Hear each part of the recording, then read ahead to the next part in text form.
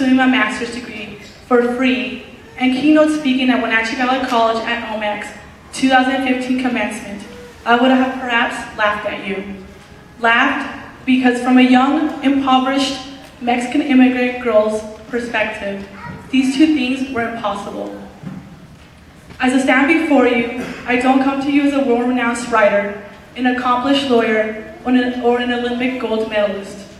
I come before you as a young girl with a dream she set out to make a reality. I am humbled to be in the presence of these exemplary graduates, hardworking parents, and dedicated staff and administration. Sporadically, I still get flashbacks from a journey my family and I took when I was 6 years old. I didn't understand why my mother was putting us in harm's way, why we were crossing the border to a country we didn't belong to. I can still close my eyes and feel the hot sun beating on my back, our feet sore and tired from walking countless of miles, and our throats dry from the lack of water. When we arrived to the United States, my mother decided to move to Bridgeport, Washington, where I began kindergarten. Often people wonder what it feels like to be uprooted from your home country and put into a foreign country. I can say it's scary, lonely, and very confusing. At the beginning of my K-12 education career, it was hard. Not understanding the language, the culture, the structure, or the system. But as I entered 3rd grade, I began to master the English language. Though let's be honest, in graduate school, I still pronounce words wrong, but it only serves as a reminder of my beautiful heritage. As I learned English, I began to excel in the classroom. My dream was to attend the best university in Washington State, and as I was graduating from Bridgeport High School with honors, top of my class, and with college credits, I realized that was possible. My senior year, as I was filling out the FAFSA, I came to a realization that I did not have a social security number. I was devastated when all around me I heard that I wouldn't be able to go to college because I was undocumented. Without a social security number, I could not apply for financial assistance, no scholarships, no loans, no grants, no college. My single mom could not afford to pay my tuition, and my family, though they wanted to, could not either. A teacher at my high school, Mr. Jackson, encouraged me to apply to Wenatchee Valley College at Omak. Though it wasn't my first choice, it was the best choice I could have ever made. This community college helped me mold me into the student and servant leader I am today. My first day at Wenatchee Valley College was very much like my first day of kindergarten. I felt scared, lonely, and confused. But with hours of stepping on campus, the staff and faculty reached out to me. Suddenly, I felt like I belonged there. My first day at Wenatchee Valley College, I was elected freshman representative for student government. In my second year, I ran for president and was elected, making me the first Latina student body president at Wenatchee Valley College at Omak. The education I received at Wenatchee Valley College went beyond the classroom. It was here that I learned who I truly was and tapped into my full potential. You see, Wenatchee Valley College, I built friendships, but most importantly, I built mentors. Mentors that taught me the essential aspects of becoming a leader, such as honesty, hard work, dedication, competence, and most importantly, passion. One of my mentors you know very well, Livia Millard. When I met Livia, she was a very sweet and soft-spoken woman. But the more I got to know her, I began to truly respect her leadership abilities. Though she is quiet and nice, she is not afraid to put her foot down when student government gets a little out of hand. Oh, I remember that very well during my student government. Another mentor that I had was the former dean of Wenatchee Valley College, Mary Doherty. This woman's capacity to lead was remarkable. She was strong, genuine, and compassionate, an aspect of leadership you rarely see. Both Mary and Livia became women that I aspired to be as. But I also learned so much from others at the college. I learned how to write essays with supporting ideas and how to eliminate my run-on sentences. I learned how to be culturally sensitive. I learned how to respect myself as well as others. I learned how to give back to my community, and I learned the value of education. You see, Wenatchee Valley College instilled in me the hunger to learn, and it fueled in me a sense of hope. Due to the affordability and location of Wenatchee Valley College, I was able to complete my AA degree for free. No loans, no debt. So when I completed my AA at WVC, I transferred to Eastern Washington University.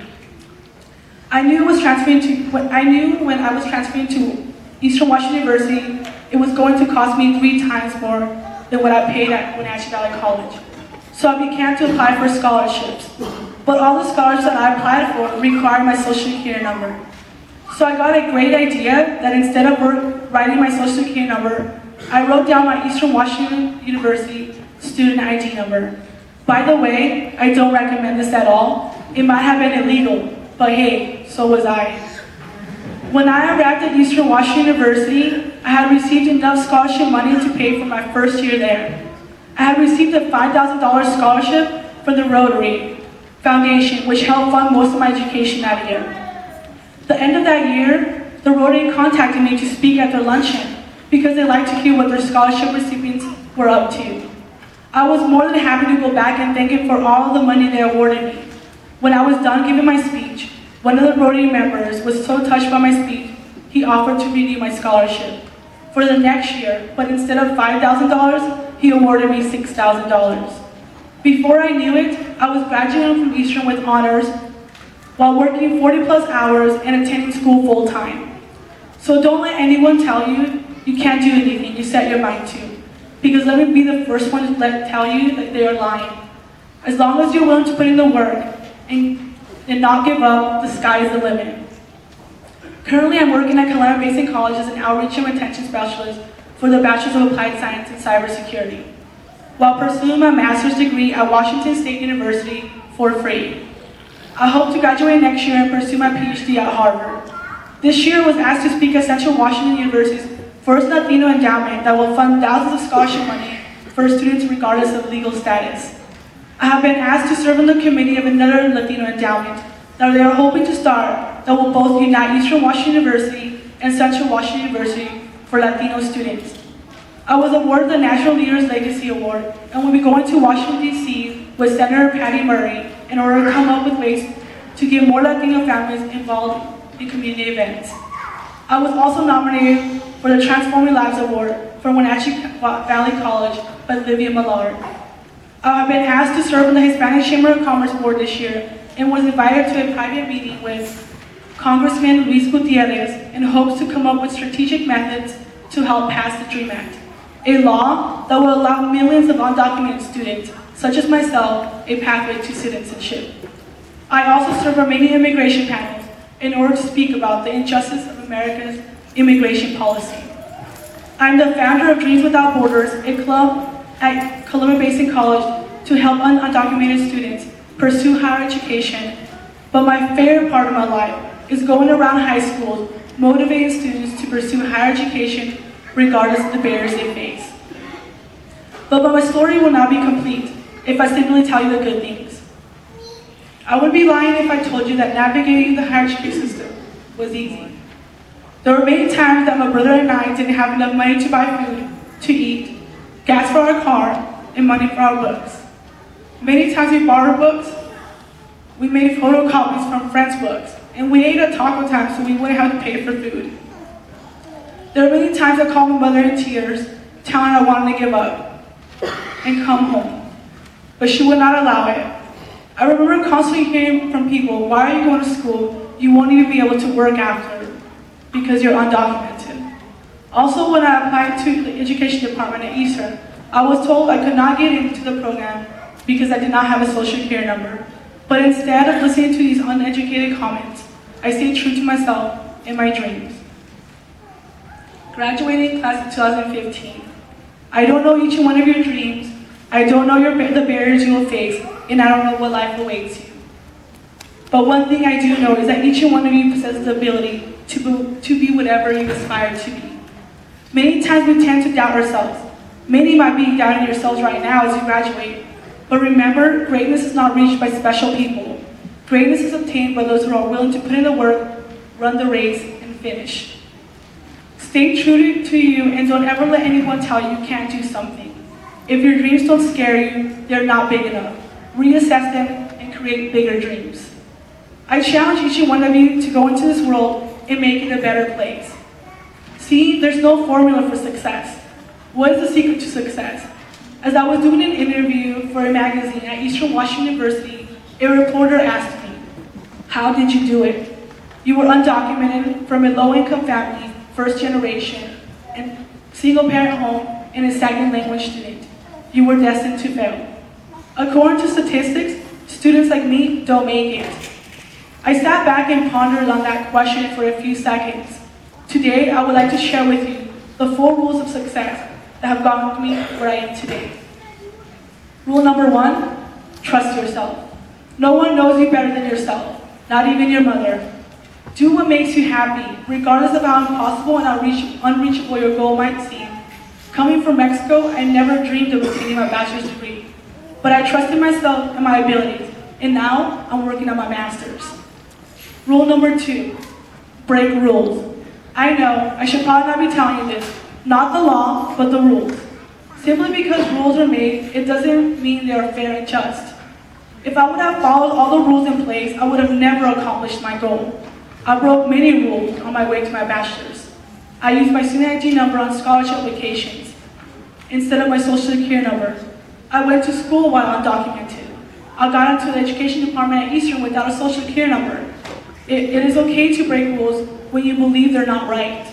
It's okay to challenge the status quo. Rule number 3, never give up. Many times we cheat ourselves out of great opportunities because we're afraid of failure. Failure is part of success. Michael Jordan, one of the greatest players in history, understood this well.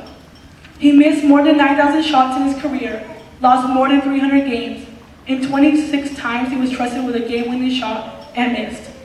I have always scored very high on tests, but I remember my junior year at Eastern, I failed my first test.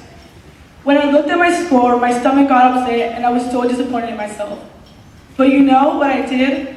Instead of giving up, I reminded myself my goal and studied twice as hard. I got straight A's after that. What I'm trying to say is you should not be afraid to not get it right the first time. The important thing is to not give up. Rule number 4, work your butt off. The road to success is not an easy one, and if you ask anyone that has climbed up the ladder, they will tell you that it takes a lot of work. You have to be willing to make sacrifice throughout life in order to accomplish your set goal. But I guarantee you, your sacrifice and hard work will be rewarded and acknowledged. When my mother made a sacrifice to cross the border with all of her 7 children, she was rewarded. She gave her children the opportunity to become someone. Rule number 5, give back. Throughout my life, I was given so much. Every step of the way, I had amazing teachers that believed in me, supported my dreams, and gave me the words of wisdom that allowed me not to give up. I had scholarship donors that, regardless of me being undocumented, funded my education generously. I would not be here today if I had not the support of hundreds of individuals that touched my life in one form or another. Therefore, I give back unselfishly. When my former high school wants me to come back to motivate the students, I don't think about it twice. When Livia Millard calls me asking me to come present in her class, I immediately say yes. I say yes because I feel so indebted, and I truly feel that the best way for me to express my gratitude for everything they have done for me. We all need help in our lives at one point or another. Therefore, don't forget to thank the individuals at Wenatchee Valley College that have served you and helped you. You never know down the road when you will need a letter of recommendation from them or simple words of wisdom. So let me tell you, as you prepare to go off in this world, remember these 5 rules. Trust yourself, break rules, don't give up, work your butt off, and give back. Before I conclude, I would like to take this time to acknowledge the people that have had a huge impact in my life. I would not be here today if it wasn't for these individuals. First of all, I would like to thank God for His grace and love. Though at times I didn't know where I was walking, He was my guidance. He purposely designed my life in order for me to honor Him. Secondly, I would like to thank my mother for making the sacrifice she made for her children, a woman of faith that prayed for me on my weakest moments. Third, my brothers and sisters, thank you for all your support and your unconditional love. Fourth, Mr. Jackson, the first teacher that inspired me to change my circumstance and break barriers. Thank you for believing me and never giving up on me. 5th, Ms. Jackson, for her support and encouragement. 6th, Livia Millard. Livia, thank you for always cheering me on. You have opened doors for me that would have been closed if it wasn't for you. Thank you for always thinking of me when opportunities come up, but most importantly, thank you for believing in my abilities. You're an amazing woman, and I am very blessed to have you as my mentor and a friend.